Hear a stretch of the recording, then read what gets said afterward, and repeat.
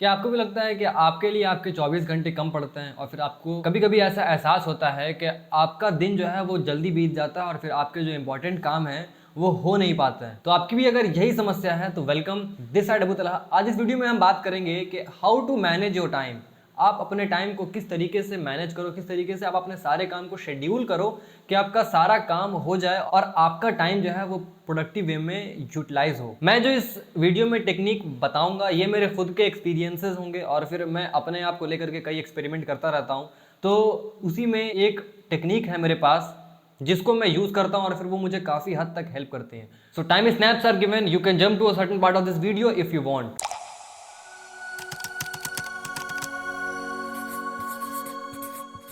तो हम सबसे पहले बात करते हैं कि ये टाइम मैनेजमेंट की प्रॉब्लम हमारे अंदर आती कहाँ से और फिर हमें ऐसा क्यों लगता है कि हमें टाइम मैनेजमेंट के लिए कोई गाइडेंस की ज़रूरत है और फिर इसके लिए हमें एक्स्ट्रा एफर्ट लगाने की ज़रूरत है।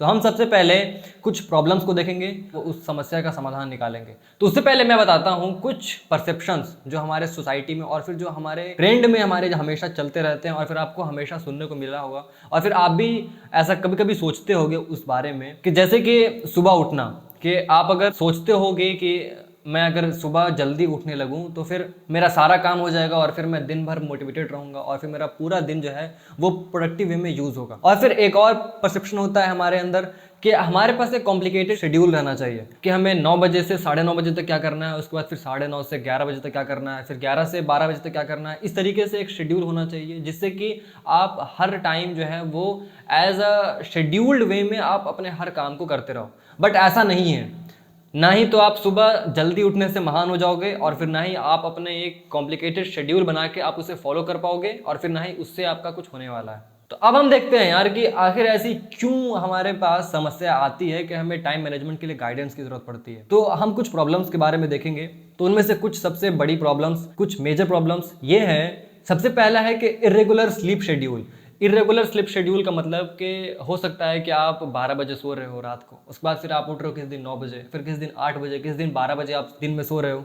तो ये इसे कहते हैं इरेगुलर स्लीप शेड्यूल। आपको एक प्रॉपर नींद की ज़रूरत है, उसके बाद फिर आपको एक प्रॉपर शेड्यूल होने की ज़रूरत है। हो सकता है कि आप लेट तक काम कर रहे हो, अगर आप हो सकता है कि 2 बजे रात तक काम करते हो, तो एज अ मतलब कि एवरेज पर्सन की जो एवरेज स्लीप ड्यूरेशन होनी चाहिए वो होनी चाहिए लगभग 7 घंटे। तो अगर आप 2 बजे तक काम कर रहे हो तो आपको 9 बजे उठ जाना है और अगर आप 12 बजे सो रहे हो तो आपको 7 बजे उठ जाना है। अगर आप मॉर्निंग पर्सन हो तो आप अगर 10 बजे सो रहे हो तो फिर आपको 5 बजे उठ जाना है।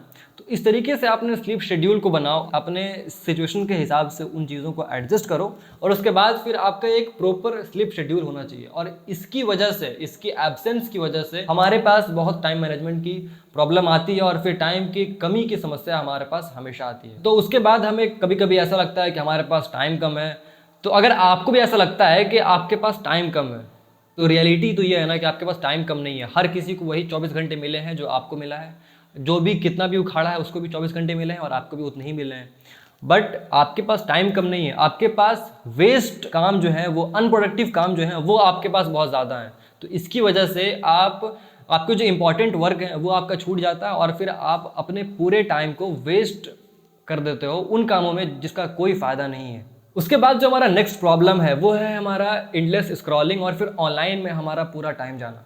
हम सुबह उठते हैं, नाश्ता करने के बाद अगर हम फ़ोन लेते हैं, थोड़े बहुत अगर रील्स देखना स्टार्ट करते हैं, उसके बाद फिर हमारा कब 1 से 2 घंटे और 2 से 3 घंटे हमारा निकल जाता है हमें मालूम ही नहीं होता है। तो आप ना अपने आप पे कंट्रोल रखो कि आप जब भी फ़ोन ले रहे हो, क्योंकि 15 सेकंड का रील्स होता है, हमारा फोकस जो है वो इतना कम हो गया है, इतना हमारा डिस्ट्रैक्शन है कि हम हर 15 सेकंड में स्क्रॉल करते हैं। उसके बाद फिर हम इतना स्क्रॉल करते रहते हैं कि हमारा 1 से 2 घंटे, 2 से 3 घंटे हमारा कब निकल जाता है हमें मालूम ही नहीं होता है। और फिर हमारा डे ड्रीमिंग, फिर ओवर थिंकिंग में बहुत सारा टाइम निकल जाता है जिससे हम अपने पास्ट को लेकर के ओवर थिंकिंग करते रहते हैं या फिर कभी कभी हम अपने फ्यूचर के आने वाले प्रॉब्लम्स को हम आज ही सोच के और फिर उसमें अपना पूरा टाइम दे रहे होते हैं। तो ये सब कुछ चीज़ें हैं जिसकी वजह से हमारा टाइम जो है वो कम पड़ जाता है और फिर हम अपने टाइम को वेस्ट कामों में यूज़ कर देते हैं। तो अब हम देखते हैं कि हम ऐसा क्या करें जिससे ये प्रॉब्लम अराइज ही ना हो। ठीक है, प्रॉब्लम को सॉल्व करने से अच्छा है प्रॉब्लम के जो रूट है ना उसी को काट दो, ताकि प्रॉब्लम कभी फ्यूचर में आए ही ना और फिर उसके सॉल्यूशन के लिए आपको निकलना ना पड़े, आपको ढूंढना ना पड़े। तो हर किसी को वही 24 घंटे मिलते हैं, जो आपको मिला है वो आपके सामने वाले को ही मिलता है। या फिर कोई अपने लाइफ में बहुत सक्सेसफुल हो गया है या फिर कोई फेलियर है तो उसको भी वही 24 घंटे मिले थे आपके पास है। तो उसी टाइम में आपको अपने सारे बेसिक काम भी करने हैं और फिर उसी टाइम में आपके जो एक्स्ट्रा वर्क्स हैं, जो आपके, अगर आप किसी अपने एक्स्ट्रा साइड हसल प्रोजेक्ट पे काम कर रहे हो या फिर आप अपने किसी एक्स्ट्रा स्किल पे आप फोकस कर रहे हो, उसको आप अपने स्किल को डेवलप करने की कोशिश कर रहे हो, या फिर अगर आप किसी एडवांस में किसी एग्जाम की प्रिपरेशन कर रहे हो, तो इसी टाइम में आपको पूरा काम करना है। तो मैं बताऊंगा कि आप इसी 24 घंटे में अपने सारे काम को किस तरीके से कर सकते हो। सबसे पहले एक स्टेप है कि हम ना हर दिन वो काम करते हैं जिसको करना ज़रूरी है, उसका शेड्यूल फिक्स्ड है और फिर वो आपका बेसिक काम है और वो आपको करना ही है, और फिर आप उसके बिना रह ही नहीं सकते हो। जैसे कि खाना, ठीक है, लंच, डिनर, ब्रेकफास्ट, फिर सोना, उसके बाद अगर हमारा स्कूल है तो स्कूल जाना, कोचिंग है तो कोचिंग जाना, उसके बाद फिर अगर हमारा बाहर जाने का कोई टाइम होता है तो वो, ये सारे शेड्यूल जो है ना वो फिक्स्ड हैं, इसको आप एडजस्ट नहीं कर सकते हो। तो पहले आप जो है वो ये राइट डाउन करो कि कौन कौन से ऐसे बेसिक काम है जिसको आपको रोज़ करना ही करना है, ठीक है। और फिर आप ये देखो कि ये काम कितने बजे से कितने बजे तक होता है और फिर ये कितना वक्त हमारा लेता है, और उसके बाद ये काम करने के बाद आपका जो टाइम बचता है वही टाइम आपके प्रोडक्टिव कामों के लिए यूज़ होगा। उसके बाद हमारा जो नेक्स्ट स्टेप है वो ये है कि अब आपको फिगर आउट करना है कि कौन कौन से एक्स्ट्रा काम है जो आपके लिए इंपॉर्टेंट है और कितना इंपॉर्टेंट है वो लिखो, यानी कि एक प्रायोरिटी लिस्ट बनाओ कि कौन से काम आपके लिए इंपॉर्टेंट है और कितने इंपॉर्टेंट है, और वही उसके इंपॉर्टेंस को लेकर के ही हम देखेंगे कि कितना टाइम उसको मिलना चाहिए और फिर हम उसको उस पर कितना एफर्ट लगाना चाहिए हमें। जो हमारा अगला स्टेप होगा वो ये होगा कि आप राइट डाउन करो अपने सारे इंपॉर्टेंट वर्क्स को, सारे इंपॉर्टेंट एक्स्ट्रा वर्क्स को, अपार्ट फ्रॉम बेसिक वर्क्स, जिसको आपको करना है, जो आपको लगता है कि ये मेरे डेवलपमेंट के लिए यूजफुल होगा, फिर मेरे लॉन्ग टर्म गोल्स और फिर मेरे गोल्स को अचीव करने में मुझे हेल्प करेगी। तो वो सारे कामों को आप लिखो जिसको आप डेली करना चाहते हो।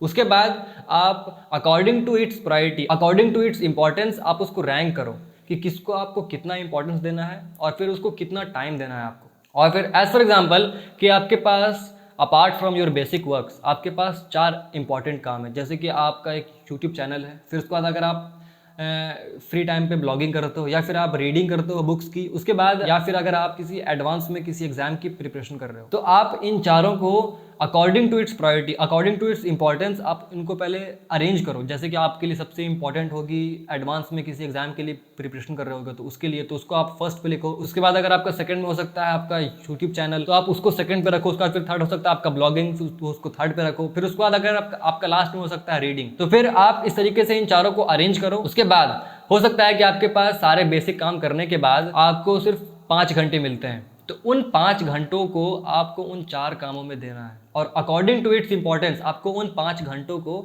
इन 4 कामों में बांट देना है। इतना ही सिंपल है बस टाइम मैनेजमेंट। तो इसका अगर ना आप सबसे इंपॉर्टेंट चीज़ निकालोगे और फिर जो हमारे स्टार्टिंग में जो प्रॉब्लम मैंने बताया था, उस प्रॉब्लम का जो रूट है ना वो यही है कि हमारे पास प्रायोरिटी नहीं है, हमें पता ही नहीं है कि कौन से काम हमारे लिए इंपॉर्टेंट है। इसीलिए प्रायोरिटाइज योर सेल्फ और प्रायोरिटाइज योर वर्क, कि कौन से काम आपके लिए इंपॉर्टेंट है और कितनी इंपॉर्टेंट है, और उसकी इंपॉर्टेंस के हिसाब से उसको एफर्ट दो। तो जिस दिन अगर आपने ना अपने प्रायोरिटी लिस्ट को बना लिया और फिर आपने ये फिगर आउट कर लिया कि कौन सा काम आपके लिए इंपॉर्टेंट है और कितनी इंपॉर्टेंट है, तो उसी दिन से ना आपको कभी टाइम की कभी दिक्कत होगी ही नहीं, और फिर आप अपने हर चीज़ को मैनेज कर लोगे इन्हीं 24 घंटे में। जिस 24 घंटे में आपको लगता है कि आपके लिए टाइम कम है और फिर आपकी घड़ी जो है ज़्यादा फास्ट चल रही है, तो ऐसी कोई प्रॉब्लम नहीं होती है। ऐसी कोई बात नहीं है कि आपके पास टाइम कम है या फिर आपकी घड़ी बहुत फास्ट चलती है और फिर आपको टाइम कब निकल जाता है आपको पता नहीं चलता है। सिर्फ आपकी प्रायोरिटी की कमी है कि आप चीज़ों को प्रायोरिटाइज नहीं कर पाते हो कि कौन सी चीज़ आपके लिए इंपॉर्टेंट है। आपका खुद पर कंट्रोल नहीं है कि आप एक वक्त में मूवी देखना चाहते हो बट आपको ये भी पता है कि मुझे नोट्स बनाना है। आपकी कंट्रोल कम है तो आप मूवी पहले देखते हो और फिर नोट्स को छोड़ देते हो, तो इसी की वजह से आपका इंपॉर्टेंट काम रह जाता है और फिर आप मूवी पर चले जाते हो और आपका टाइम वेस्ट हो जाता है। एट द एंड हम आते हैं अपने कंक्लूजन पे, वो ये हैं कि remove your distractions from your daily life. उसके बाद फिर आप प्रोडक्टिव कामों पर ज़्यादा एफर्ट लगाओ, अपने आप पर कंट्रोल करो कि कौन से काम आपके लिए किस वक्त इंपॉर्टेंट है और किस वक्त करनी चाहिए। उसके बाद फिर एक प्रायोरिटी लिस्ट बनाओ कि कौन से काम आपके लिए कितनी इंपॉर्टेंट है और उसी के हिसाब से उसको टाइम दो और उस पर एफर्ट दो। तो बस इस वीडियो में इतना ही। आई होप कि मैंने आपके इस टाइम मैनेजमेंट की जो भी प्रॉब्लम होंगी, जो भी समस्याएं होंगी, वो आपको क्लियर कर दी होंगी। तो अगर आपके पास अब भी कोई डाउट बचा है then ask in comment section. I will love to clear all your doubts, I will love to answer all your questions. I hope कि ये आपको बहुत हेल्प की होंगी और फिर मैं ऐसा चाहूंगा कि आप इस टेक्निक को और इस तरीके को जो है ना वो अपने फ्रेंड्स सर्कल में भी शेयर करो। तो बस इस वीडियो पे इतना ही। Take care, have a good day, अस्सलाम वालेकुम।